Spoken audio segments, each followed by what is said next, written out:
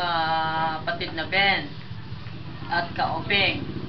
Ako po ang asawa ni Jose Agtipa na ministro na nakatala na dito sa lokal ng Ubong. Nakatira dito sa bahay ni ang pamangkin yung si Bulldog. Siya ang Pangulong Diakono po rito. Ang kapilya po ngayon ng Ubong ay nasa gilid ng bahay ng pamangkin ninyo ngayon. At naaprobaran na kaben ang lupang pagtayuan ng malaking kapilya dito sa Ubong sa administrasyon po ni Kabagis na Mamerto Gabriel. Meron na pong sariling lupa rito po na pagpatayuan ng kapilya, Kabagis.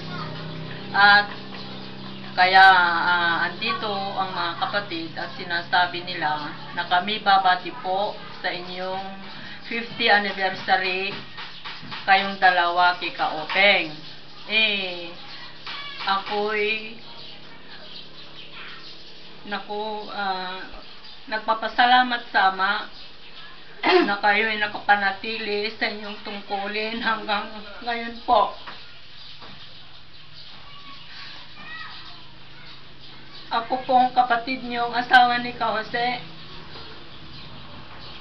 malungkot po dahil mga pamangkin niyo po na asawa ni Bulldog nasa abroad po, saka yung isa nasa Canada.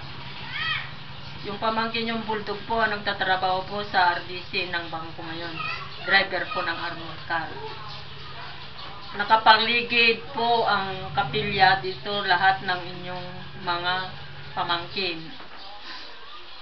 At sana dinadalain ko sa Ama na kayo makapanatili sa inyong pong banal na tungkulin.